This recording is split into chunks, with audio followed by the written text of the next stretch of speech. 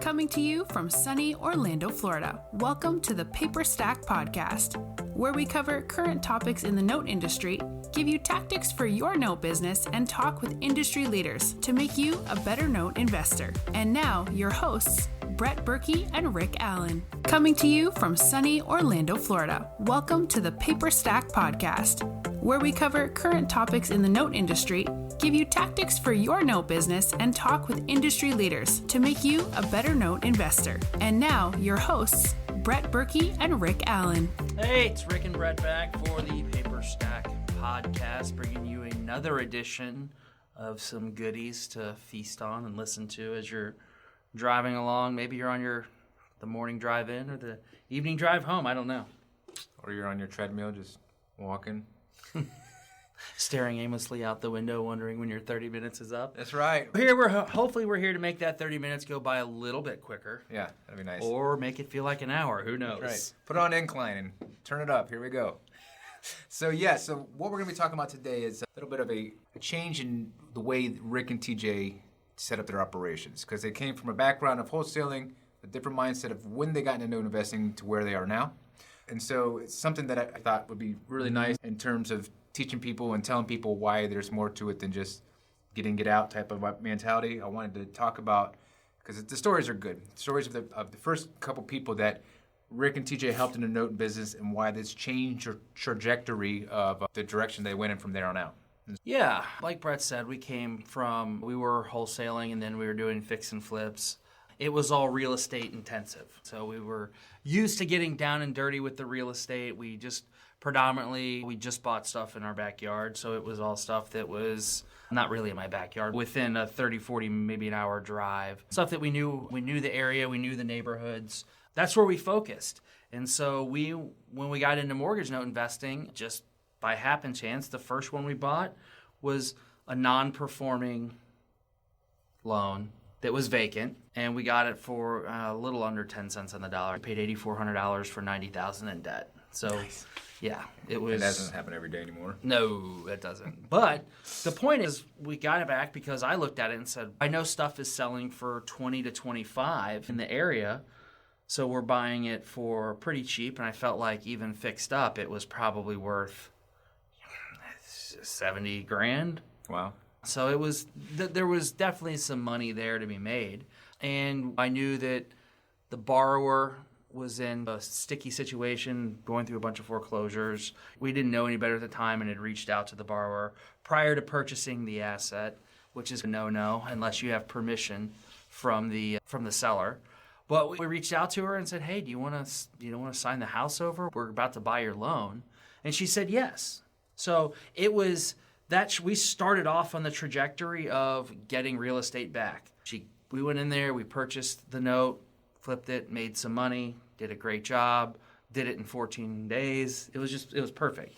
And so subsequently then we looked at that as, wow, that was the play, because we were of the mindset of a real estate investor. Really, and it is a mindset. And we were investing in notes, but we weren't note investors. So you would buy the notes to basically work out the real estate. We were buying the notes just to get the house. And so it was a very one-track mind. And like in wholesaling, people think wholesaling is, you go and you offer on houses of the MLS, and then you turn around and you try to get a house on the MLS for cheaper and turn around and sell it for high. Mm-hmm. Yes, you can do that. You can also send out letters. You can also send out postcards. You can also go door knocking. You can also put stickers on houses.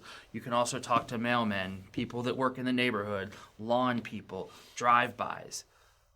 Bandit signs. I looked at notes as another tool to buying houses. It was just, and that's how it was. And so whenever we would buy, that was from Condor Capital, they would send us stuff, and they thought that they would send us anything they had in Orlando. And we would go look at every single house. And wow. We would drive by the house, we'd look, and we would see what was going on. And then with that same mindset, let's get the house back. Let's get the house back. Let's get the house back. Pay people to get the house back. to the point where we were going in, and first we were buying just vacant stuff, and then we hit our first sort of roadblock where we couldn't find the persons. If they're behind, we'll start buying stuff where they're owner occupied. And then we started expanding from $30,000, $40,000, $50,000 houses to $250,000 houses. And Wow. buying them owner occupied where they're a year or two behind, and paying people, buying them at such huge discounts of, man, we were buying stuff worth $200,000 for $105,000.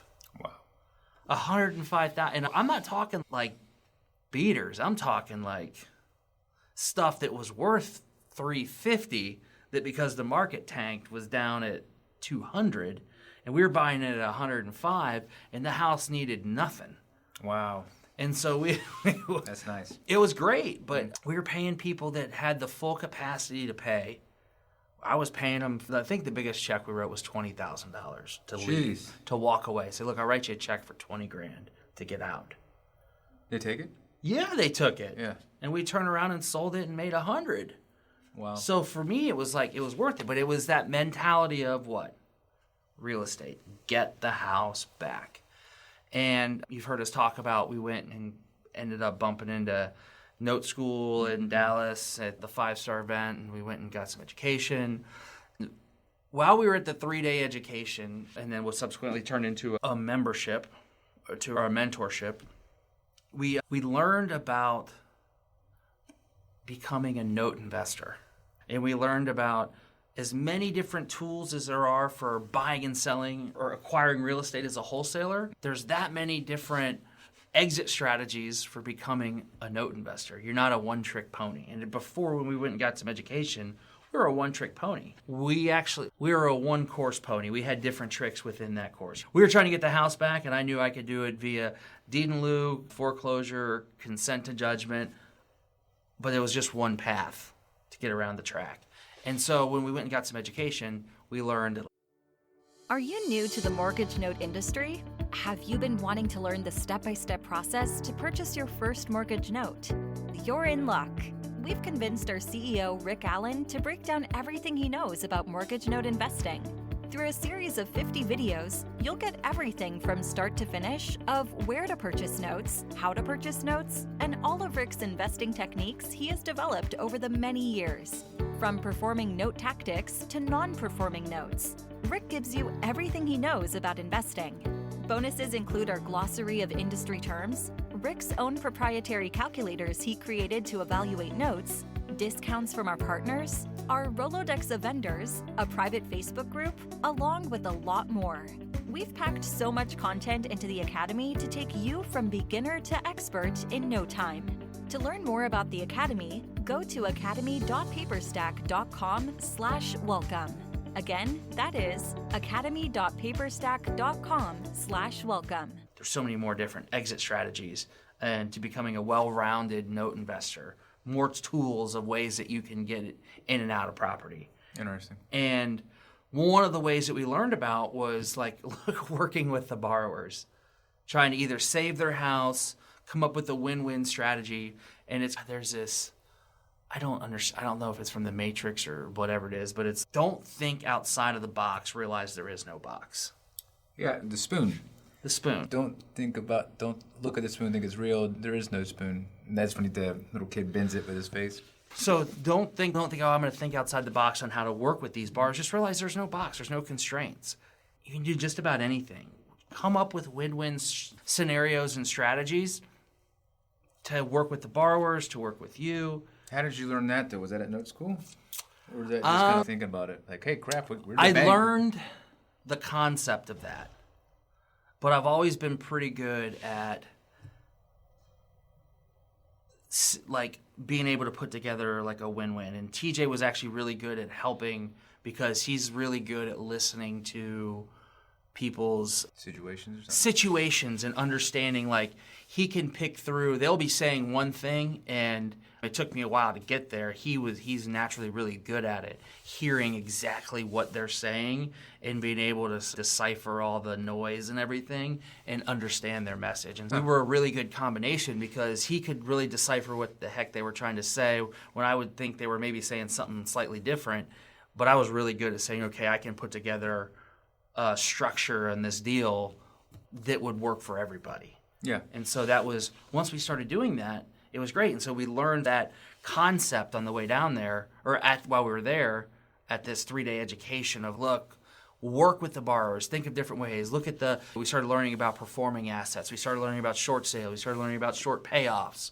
Started learning about some of the other ways to get the property back if that's what you want to do, and different ways to structure it to keep them in the property, what to do on forbearance agreements, how to structure a proper, so a whole pile of information.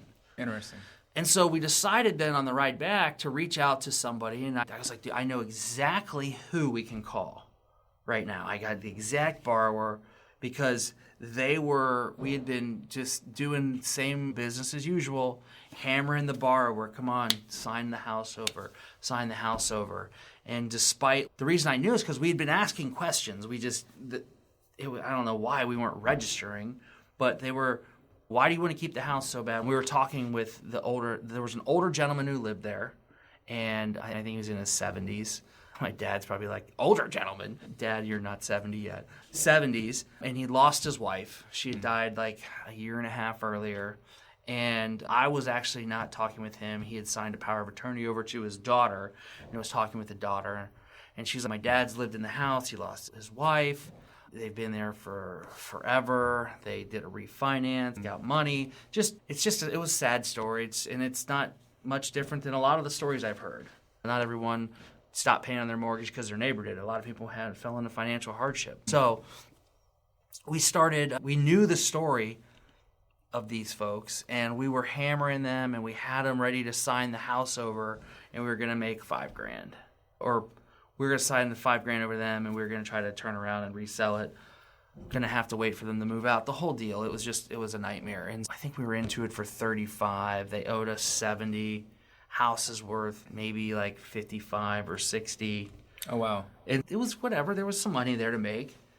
And when we got in the car, we were like, okay, let's try to do something with this. I was like, let's call, I don't remember the lady's name, but let's call her and talk to her and see if they want to do a short payoff.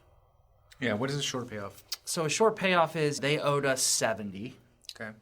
And we said, look, how about you pay us $50,000 or $55,000? I can't remember the exact numbers. And we'll let you have the house free and clear. Oh, wow. And there was principal. That was a principal balance. There was other past due fees and stuff. So, look, we'll give you the house for free, or this price. We'll knock this much money off. You can keep it. Wow. And they said, that's the short payoff. So we offered that, and I remember when we finished offering it, the lady was like, really? And she started crying. Like, literally on the phone, started crying. And I was just like, I didn't know if she was laughing or crying. I was like, oh, she's crying. This is crazy. And she was like, yes, can I wire you the money tomorrow? We have that money set aside. And so they did it. And she was like, you don't realize how much this will mean to my dad. It's how much it means to me. God bless. Just the whole deal. God bless you. This is amazing. And it was like, I remember we're on speakerphone and okay, hanging it up. I was like, wow. It was like we were really excited because, wow, I think it was like $55,000. So I think we ended up making $20,000 on it, $20,000. But it's funny, the numbers, I don't remember the numbers as well as I remember that emotion. And we were just like, wow, that was great. And after we were like sitting there and we were excited, but then we just sat and we were riding in silence and just, I don't know, processing what just happened, digesting. And you're like, wow, that was really cool. We just helped that lady out. She was so excited. And there was this additional sense of return, not financial return, but humanity. It's like we deposited a little money into the humanity bank account, right? It's, wow, that felt cool. Let's do that again. Let's try that. And so that really changed the way we invest. So how do you, moving forward, did you start looking for notes where you knew there was issues where you could come back in and help at the same time, or was it just kind of like, yes. Or was that just yes, and so with that, what it started to do is it started to refocus our diligence efforts. It refocused the inventory we looked at. So now you're only looking at owner-occupied stuff. Yeah, we're looking at owner-occupied stuff because after that we started doing things and we realized that a majority of the people we talked to actually wanted to stay and pay. You start going back and thinking about the other ones, you're like, yeah, that lady wanted to stay and pay. Yeah, that lady wanted to stay. Yeah, they wanted to stay and pay. Yeah, you know what? Just about most of them all wanted it. Most everybody wanted to stay and pay. You just had to figure out how you make it work. And there were some that they were like, no, take it. I don't want it. It's yours. I just want some money for it. Give me some money. So you had to like decipher those, but you realize, okay, we can help some people, and we can not spend money on foreclosures, because seems like people started fighting the foreclosure thing a couple years after we got into it. You started getting people that were like pretty good at the foreclosure battle. Yeah. And those are not fun. And those will drain your profits in a hurry. Yeah, we just started looking at, hey, let's look for owner-occupied stuff where we can keep people in the house and start buying those to see what we can do. Maybe we help some people out. Maybe we take them back through foreclosure. Hopefully not. But we'll see. We'll at least make offers. And so that's what we started to do. And what were those phone calls like now with this different mindset and attitude? I remember, so you guys, listen, you got to know I came into this a little bit way after, but I would hear where they would just basically address them differently. Tell me your story. Tell me what happened.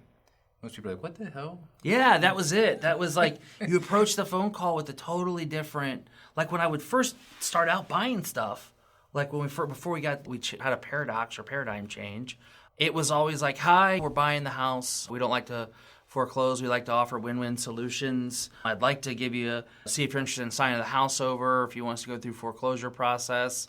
There's always a risk of us getting a judgment against you and then coming after you for any deficiencies. I'd be happy to throw you some money to sign the house over, versus just what you said. Hey, we just acquired your loan. I see you're behind. Tell me your story. What happened? How come you fell behind? Yeah, that's a whole different approach. Oh my gosh, it's so different approach. It throws people off. And then you follow up. Well, how much time you got, buddy? And then you had some people that would come back and say, they tell you the story, and then you could hear the frustration in their voice with how bad some of the people coming into this industry were treating them. There was one lady, and I will never forget this, in Tampa. It was a house in Tampa. We purchased the property, said, tell us your story, what happened? And she had, I want to say it was MS, multiples, and it was not the best. Or her mom had it. And they were living in this little house in Tampa, nice house, and they fell behind. There was roof problems, leaks in the property.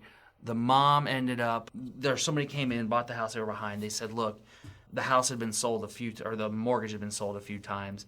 One person who had it before we did, or 2 times before us, told him, like, look, if you guys don't get out of the house, I'm going to have you arrested. And so they went and lived inside of a storage shed. Oh, you told me this. Yeah. And they had they had electricity into the storage shed, but they lived in a shed, so they weren't in the house. It was still on the property. But they're like, we needed somewhere to go. And her mom ended up dying in the storage shed. It was just some terrible stories, stuff like that. But you learn then, it's like, there are people on the other end of these things. Let's go ahead and treat them like people. Mm-hmm. So that's what we did. And it was a great paradigm shift. It made me feel much better about the business. Just doing it and helping people out and collecting the income. It's funny now, it seems that this kind of investment strategy is more prevalent than it was when I was first starting with you guys. I remember we were at, what was it, I Am In one of those years, and it was only TJ on the stage. He was that had like this investment philosophy, and the other couple guys were on stage and they're like, I don't care, give me my money, get out type ideas. And he was approached by, was it Freddie or Fannie or someone like that, approached him afterwards and was like, we love that. It was HUD. It was HUD. HUD. They had a HUD person there auditing the show to see what kind of stuff was there and what were they saying. Yeah. And TJ was the only one that HUD was like, we like your mentality and where you're going with this. And yeah. And it's funny because now it's commonplace. Now if you go look, I feel like we were one of the first ones to be beating that drum as a company to say, hey, let's... Yeah. But it's the better path. We're a mission-based, or we have a profit and purpose, managing with a double bottom line, connecting money with meaning. We had those sort of things, and now you see a lot of impact note investing stuff. That's good. Yeah, it's good. That's good. The more the merrier. I mean, it definitely changed the outlook for the whole industry, because then it won't be the vulture funds. It'll be just different types of vulture funds, or maybe the older style. A lot of things like that are changing, though, in all different types of industries where it's... I think you hear the word vulture fund, and I think sometimes that phrase gets mislabeled, because if you look at what's a vulture actually do, They clean up. they clean up. They eat dead things. They clean up the garbage that's there. And I think that if you can, the reality is that there's still those problems out there. There's problem assets out there. They're in neighborhoods, they're vacant houses, there's zombie foreclosures, and vulture funds go in there and they clean that up. True. And so I think that if you understand that you're going to take back foreclosures, but it's not a take back house first mentality. It's let's help people, let's save their home, let's do what we can that way, and then start working down the progressions to, okay, I have to take the house back through foreclosure. Yeah, that's something that has to happen. It's last option, not first option. Yeah, it's last option, not first option. So I think if you look at it through those optics, it's look, they get a bad name, and it's a sexy headline for somebody in the media to write vulture fund. But the reality is that there's a purpose in the food chain for the vulture funds to clean up that mess. And you can have people who have that sort of profit and purpose but end up having to take stuff back through foreclosure. And it's a cycle of life, because when we do something like that, we take one back through foreclosure, we try to offer it back out. Mm-hmm. And offer some owner financing on it, so we have an affordable housing solution for people in the market. That's because smart. There's people who are not bankable. They can't get financing, but they have $20,000 to put down to own a house, and they have great income. They just have a hiccup on their credit that's the banks are like, sorry, I won't loan to you. Rural America, there's some stuff in rural America where there's a lot of people out there with money that they can pay for the house. They just need somebody to give them a chance. So we try to That's smart. Take back those bad opportunity or those bad situations and turn them into positive situations once we foreclose. So that's good. I like it. It's been great, man. We're right on the time. Yep, right there. That was how. So last question. Last question. Always one more. Always last. This is going to be. I'm going to go sideways on this one. Okay, curveball. Curveball. I'm joking. I'm not going to go curveball. There's no detour Berkey this podcast. So when you work the things out with the borrowers and say you turn it reperforming, things like that, tell us why that is a more valuable asset than if you were to go to foreclosure. Where do you think you can make the best bang for your buck? Or is it just always different per transaction? Every asset's different. Every asset's its own little child that you have to manage differently. It all depends on the states. If you're looking in judicial foreclosure states, or there's some assets where there's the one in Kentucky we've talked about before where the guy ran us through the foreclosure obstacle course a few times, and that burns up cash. And so if you're going to, whenever we go into a property and we're going to try to modify the loan or get them paying again, we try to get them paying immediately. I'm talking like we've partnered up with HUD certified counselors that can reach out the day we buy the asset, and they can start firing in, or once the asset's been boarded, they can start firing in and, hey, non-for-profit, let's go in there and try to work with these people. So we try to get them on a payment plan. That's smart. Like, look, do you want to do this? If you want to keep your house, we want to help you. Tell us a story. You want to keep it? You got to start making some payments. That's just habit. Show me. It's habit forming. Do something like that. Each one's different, so you just got to understand that some you can go in there and you may get a borrower who's just been through 5 different loan sales and been beat up, and they are not going to talk to you. Yeah, that sucks. It does suck. And it's a dog that's been beaten and it's in a rescue clinic, and you go to touch it, it's like that. It's just, there's nothing you can do. You try to help, and eventually you just have to realize that they got to want to get helped. Yeah, that's true. So that's interesting. I just had to know that question. I don't even know if I answered it. Did I answer it? You just said no. It's not. It's different with each one. Each one's different. Each one's different. Sometimes it's better to go this route. Sometimes it's better to go this route. I just thought maybe turning things reperforming was always a more lucrative one. I don't know if it is. It's not.